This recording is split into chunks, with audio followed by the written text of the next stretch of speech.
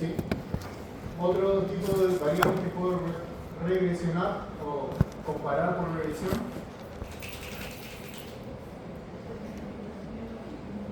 Temperatura y salinidad.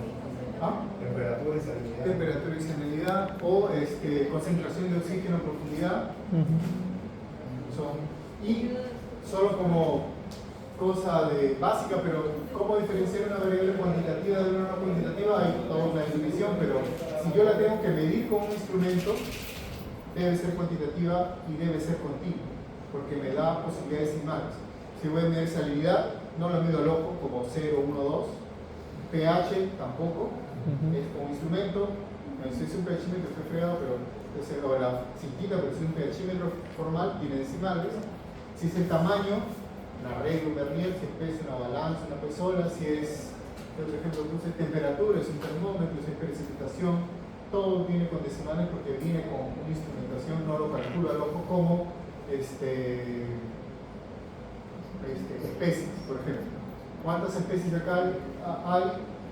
Voy a comparar, no tengo 4.5 especies. En el conteo tengo 3 o 5 o 25 de 4. Ya no es continua, sino discreta. ¿Qué más? Bueno, correlaciones y regresiones son los ejemplos. Y que para investigación de datos, otro tipo de cosas que puedo hacer para explorar grandes bases de datos y necesitamos ajustar o probar alguna hipótesis, como multivariables. Entonces, ¿qué multivariables ustedes han utilizado? ¿Manova? ¿Alguna otra que no sea Manova? PCA.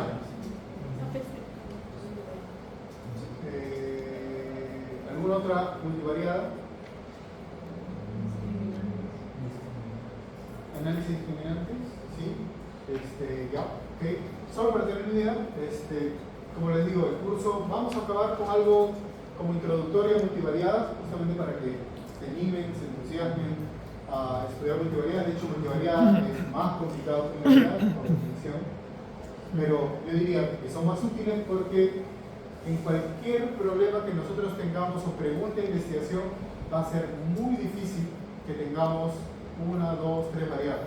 Normalmente tenemos varias y eso implica entonces un análisis casi siempre multivariable. Entonces, todos hemos hecho, seguro, bueno, los que son zoólogos, botánicos, por ahí, un clúster de programa, ¿sí? Y es un análisis multivariado, de los más sencillos.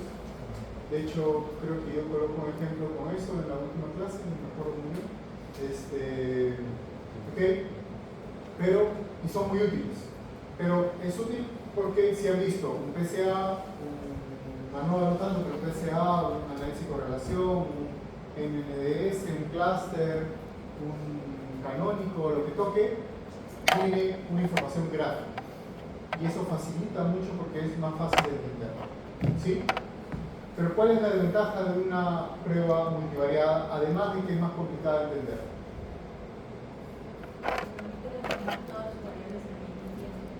¿Ya? Y explica mejor la relación entre ellas, que hacen más de par en par. ¿Cierto? Tiene muchas ventajas, como vamos a ver. A veces es conveniente hacer esa comparación de a pares, pero normalmente trae más problemas que ventajas. ¿Sí? El análisis multivariado lo que hace es analiza de forma conjunta todos esos y nos da posibilidad de ver sinergias, interacciones, cosas parecidas. Pero ¿qué desventaja tienen las multivariadas comparadas con las univariadas? Como decía, aparte de que son más complicadas de entender, trabajar, estudiar. ¿No tienen ninguna desventaja?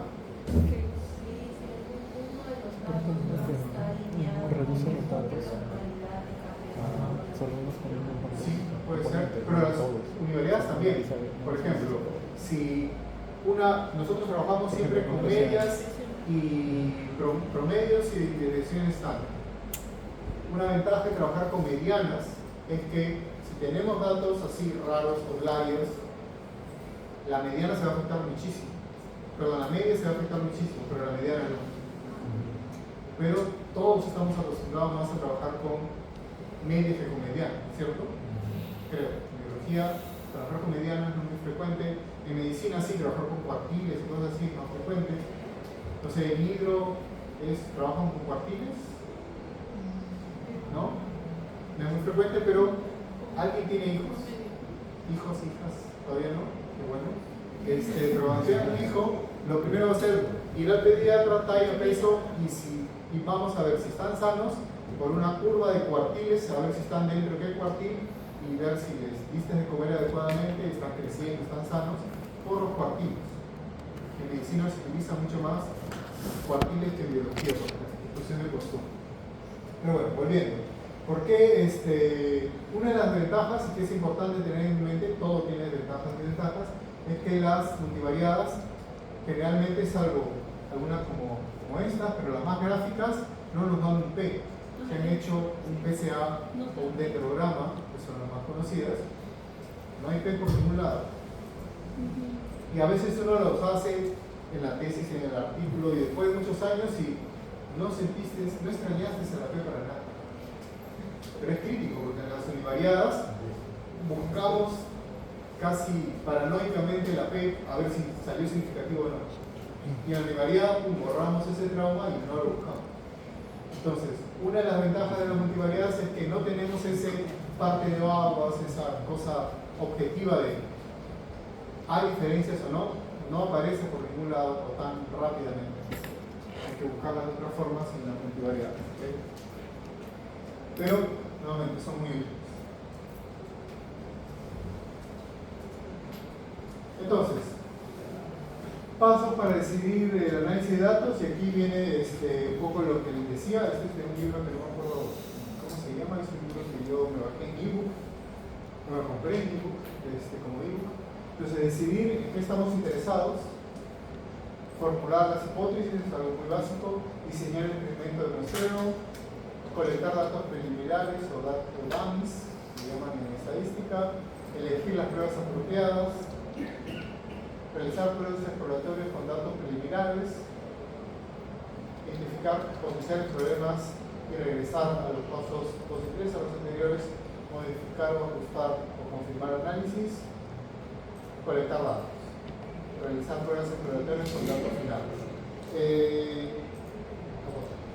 Y lo que se recomienda es que esta etapa de 4 se realice justamente con dato piloto, datos iniciales y de forma gráfica.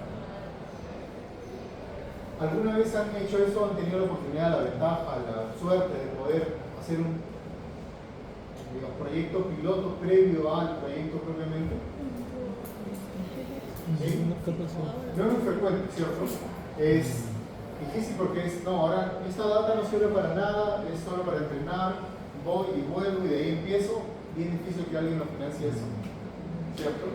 Pero ya ahora que tenemos posibilidades tecnológicas mucho mayores, podemos hacer con los primeros datos que tomamos en campo, podemos hacer un piloto y ver mi N de muestreo es adecuado, cosas básicas, el protocolo está funcionando, estadísticamente podemos tener una buena idea del N con las primeras muestras que tengamos, porque ya tenemos un promedio, vamos a ver qué tanta variabilidad de los datos tiene. Si tiene una variabilidad chiquita, puedo restringir mi N. Si mala suerte tengo datos que tienen mucha variabilidad, yo pensaba tener un N de 10, voy a tener que tener un N mayor de 10, analizando previamente o analizando los datos iniciales que puedo tener. Antes esto no se podía, porque de hecho cuando yo empecé, soy más viejo de lo que ustedes creen, entonces no había datos en campo, no había internet en campo, bueno, no había luz en el campo, entonces es imposible hacer un cálculo como este. Una cosa entre paréntesis, pero es han usado números aleatorios para bloquear, ¿no? ¿Sí? ¿Y cómo han obtenido esa lista de números aleatorios? Excel, ¿cierto? Excel es de lo más. Vamos a ver, si vamos a ver algo en Excel con números aleatorios, sí, creo que sí. que es lo más sencillo del mundo y puedes llevar una tablet, inclusive en tu celular. Antes, y los expertos que conocen el libro de Hegel, de metodología estandarizada de monitoreo de anfibios, hay una tabla de números aleatorios en el anexo. Y es, tiras una moneda y vas al libro, eso es lo que se hacía en el 92, creo que es el libro. Y mucho tiempo después todavía estabas tirando tu moneda y mirando el libro, porque no había manera de cuantificar aleatoriamente algo más rápido o sencillo como ahora el Excel. Entonces, ahora podemos hacer eso, podemos hacer gráficos, podemos hacer cosas pilotos, podemos hacer, alguien mencionó, curvas de población de especies con los primeros datos, si es necesario, en campo, con los primeros datos. Entonces, ahora eso tiene más lógica y es más fácil hacer, nuevamente, como una especie de piloto con los datos iniciales.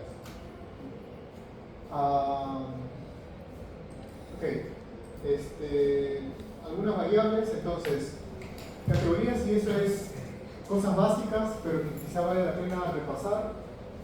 ¿Qué tipo de variables entonces tenemos? Continuas, discretas, cuantitativas, cualitativas, ¿algo más?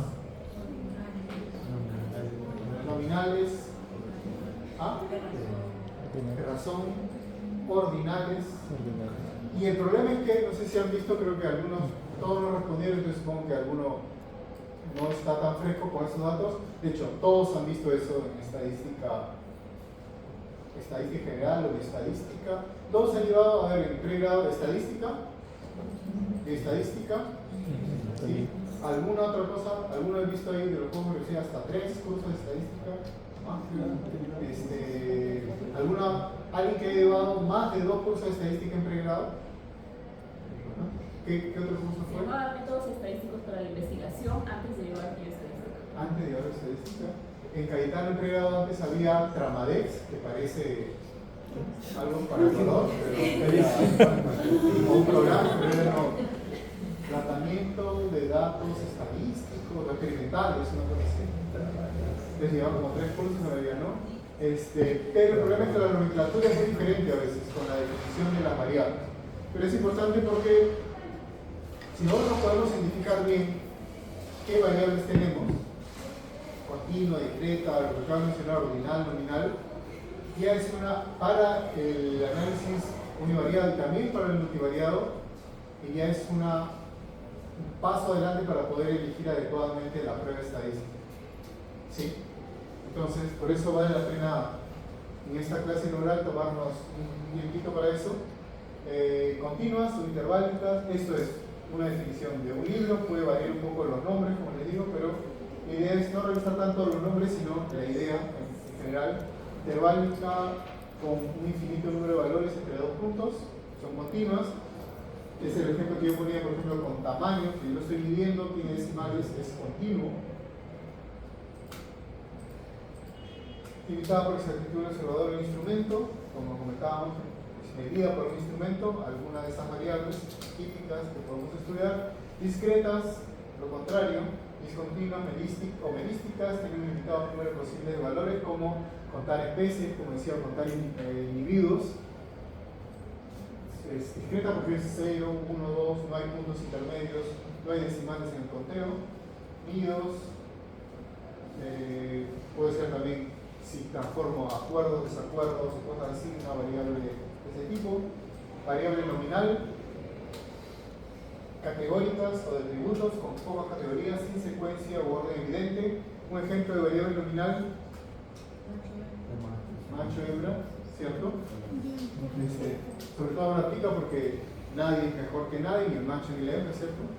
Nadie vale más que otro, si no sería, en la época antigua los machos valían más que las hembras, que podría ser ordinal. ¿Sí? Solo como ejemplo. ¿Sí? Macho, hembra, o sí o no. Variables ordinales o rankings. ¿Alguna variable de ordinal? La de contaminación. La de contaminación, ¿cierto? Cerca, lejos, alto, bajo, mucho, poco. Cualquier cosa que nosotros podamos ordenarlo de una manera que es un ranking ordinal. Y entonces, aquí lo he puesto un poco en desorden, pero lo ideal no sería tener este tipo de variables, porque aquí voy a poder hacer mucho menos pruebas y puedo recuperar mucha menos información. Solo nombre, muy poquito. Si ya además de nombre tengo un ranking, un orden de mayor a menor, de alguna manera, ya puedo recuperar alguna información mayor. Y es mucho mejor si yo puedo tener variables discretas y mucho mejor si puedo tener variables continuas. Es mucho más rica la información y las pruebas que puedo hacer también son bastante mejores, más complejas, más interesantes. Esto es de alguna página que les voy a pasar, pero entonces cualitativa, nominal, solo sé que son diferentes, ordinal, sé que una es mayor que otra, hasta ahí. De intervalo, están separadas en una escala y de razón donde el cero es importante. Hay variables donde el cero no representa nada, en cambio las variables de razón, que son cuantitativas, sí tenemos un cero como un dato real, propiamente dicho. Es en la misma tabla. ¿Preguntas hasta ahí? Como ven, es un repaso. Y para que ustedes repasen, yo encontré esto hace un tiempo y todavía funciona. Entonces, no se sientan ofendidos porque parece un juego, pero a ver. La idea es que podamos practicar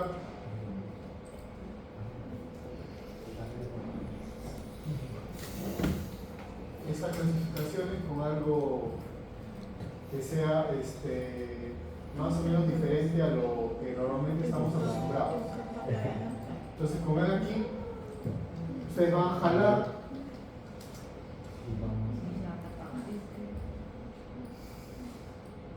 estoy jalando cualquiera, ¿sí? Voy a chequear y nos va a decir si es que estoy acertado o no. ¿Okay? Y entonces lo interesante es que si yo les preguntara, como les he preguntado, la temperatura, ¿qué tipo de variable es? Es fácil porque ustedes, una variable que normalmente trabajamos. Acá la mayoría de esas variables no son las que trabajamos, entonces son más como cotidianas, puede ayudar a reforzar el concepto y la diferenciación de las variables. Entonces, número de visitas a un sitio web por un periodo de tiempo, ¿qué sería? La variable cualitativa o cuantitativa. Cuantitativa porque el número de veces, hay un número y es cuantificable. Sería discreta, continua, nominal. Discreta porque es, no voy 1.5 veces a visitar la web, sino voy 2, 3, 4, 20, 30 veces, pero que no sean tan viciosos, pero a un sitio web en particular. ¿Sí? Y entonces ustedes pueden intentar ir varias veces, probar como manera de repaso. De hecho, yo cada vez que lo hago así rápido y siempre alguna me equivoco por la rapidez, supongo. Entonces, ustedes repasen ahí como tarea para casa para el viernes, como ven ahí, no es mucho. Algo de conservación, número de ordenadores, comprensión lectora, sueldo de personas, etc. Para ayudar a reforzar un poco la idea de las variables. ¿Sí? Como hemos visto, si yo tengo dos variables cuantitativas continuas y quiero saber si tiene una relación, puedo hacer una regresión. Si tengo alguna variable cuantitativa y una cualitativa, puedo hacer una correlación, quizás, ¿sí? Ya no una regresión propiamente. Si tengo dos variables nominales, ¿qué puedo hacer?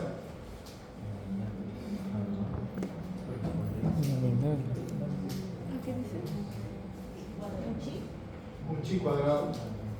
Y casi nada más. ¿Sí? Eso lo usan mucho en sociales.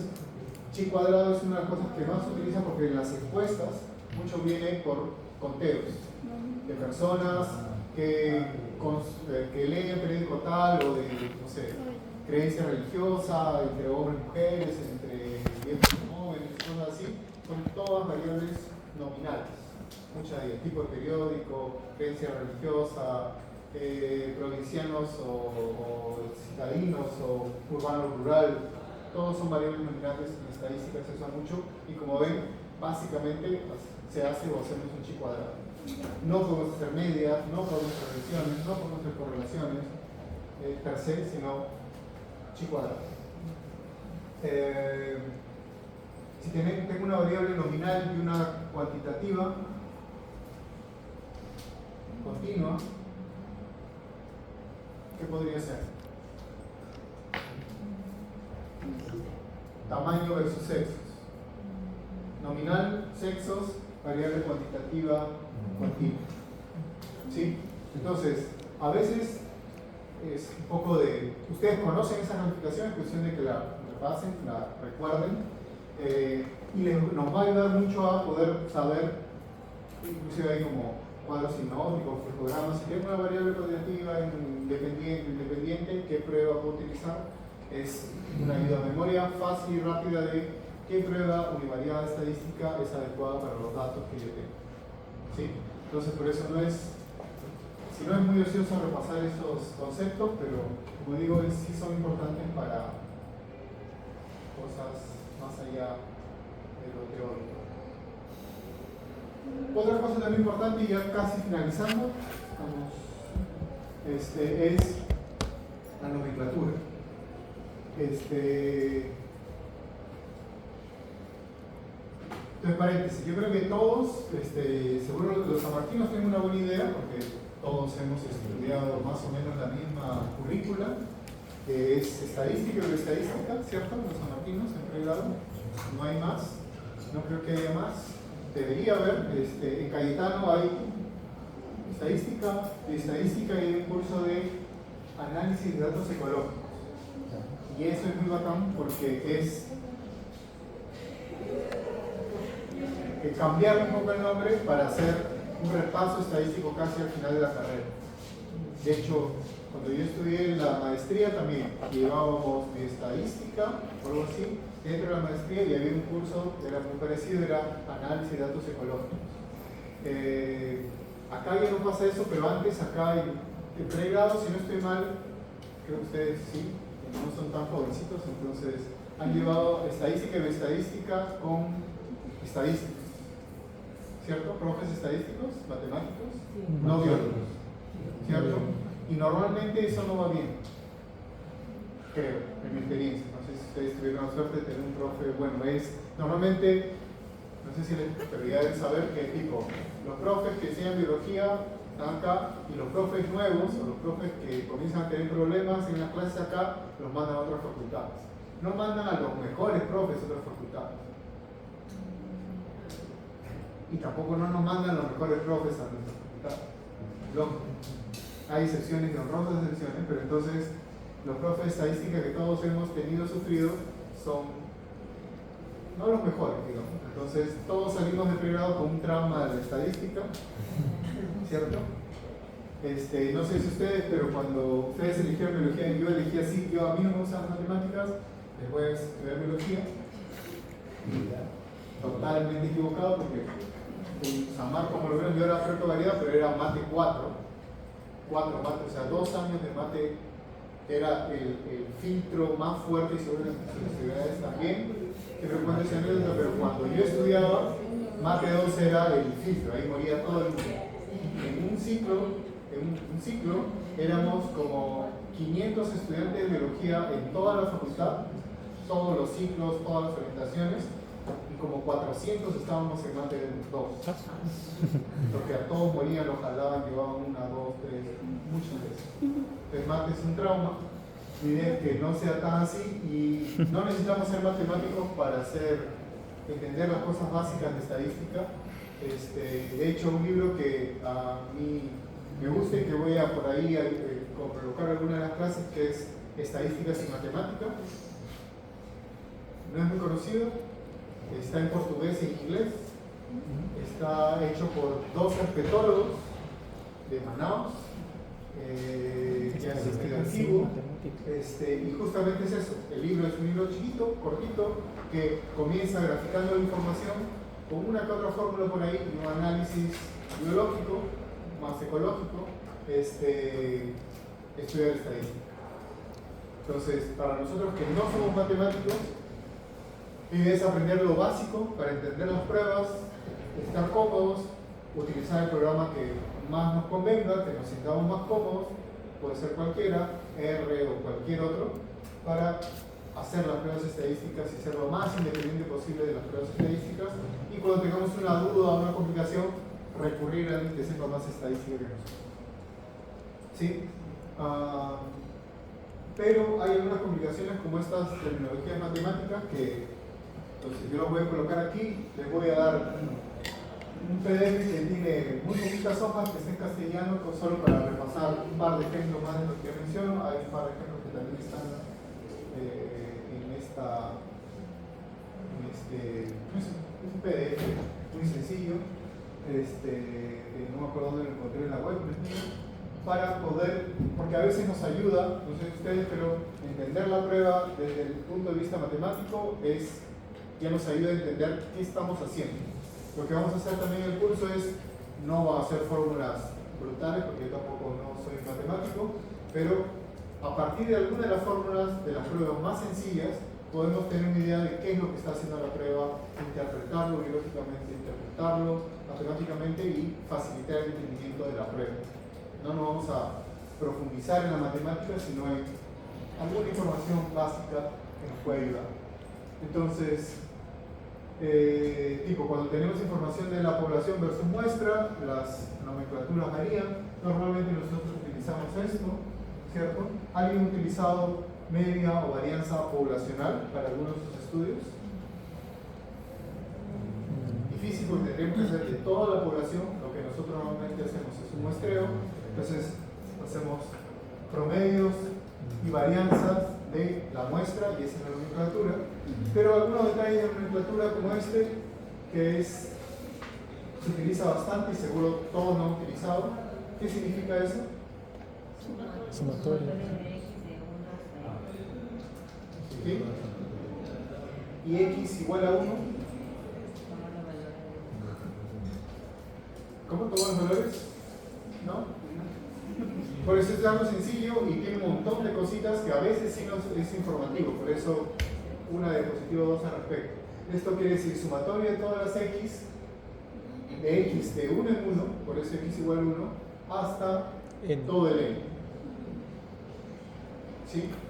Y todos lo hemos visto, pero yo nunca me había puesto a ver por qué era x igual a 1 hasta que tuve que explicarlo en un momento. Bueno, como esto que puede ser un poco más complejo, pero que no interesa mucho de qué sirve, pero es tratar de comparar proporciones de un tipo de categoría para dos especies, la especie J, la especie K, y algo parecido acá. Elevado al cuadrado, raíz cuadrada, sumatorias y cosas parecidas. Entonces, esas nomenclaturas son importantes de recordar para que sean sencillas. Y en estadística hay cosas ya mucho más sofisticadas. Esto ni siquiera vale la pena aprender, solo vale como ejemplo, pero es una población de datos X con distribución normal, media y varianza. ¿Sí? Pero como ven, eso ya es demasiado específico, pero hay varios detalles nomenclaturales en estadística que nos pueden ayudar a comprender algunas cosas. Media de 50, varianza de 6. Hasta ahí. Ok, entonces, preguntas, dudas, comentarios. ¿Todo bien? Ok, entonces, la idea es que esa es la introducción. Por aquí vamos a acabar con la parte de introducción.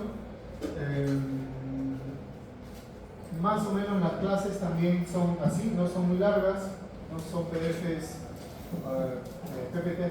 muy largos, tampoco no nos vamos a tomar más de una hora. En algunos casos, si vale la pena, ustedes lo piden o lo creen que es necesario, podemos en la clase siguiente repasar algo que no quedó muy claro de la teoría o de la práctica del informe, ¿sí? Para redondear. La idea de los pasos es no saben, ustedes necesitan tener una nota, y yo no sé por qué, pero el posgrado es más de 11, ¿cierto? Sí, ajá.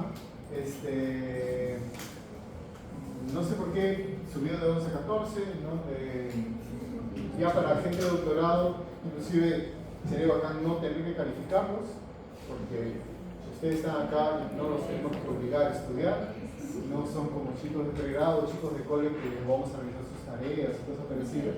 Entonces, lo ideal sería no tener que depender de una nota, pero necesitamos una nota para cuantificar, cubrir requisitos.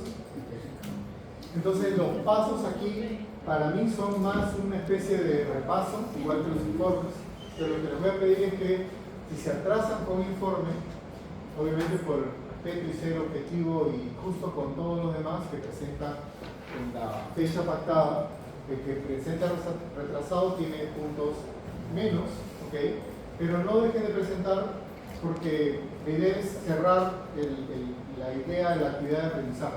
La idea de la práctica es observar en teoría unas fórmulas, unos comparativos, algo de historia quizás, y luego vamos a poner en práctica una fórmula, comparación, un programa estadístico. Entonces, la idea es que cerrarlo, no es solo pretexto de la nota, a eso quería llegar, sino cerrar un poco el círculo de lo que estamos viendo en la parte teórica. ¿Okay? Y por eso también el paso a la semana siguiente, porque si después de la clase, después de la práctica, en el paso, todo el mundo no responde un tipo de pregunta, es porque algo quedó en el aire, algo que vale la pena repasar.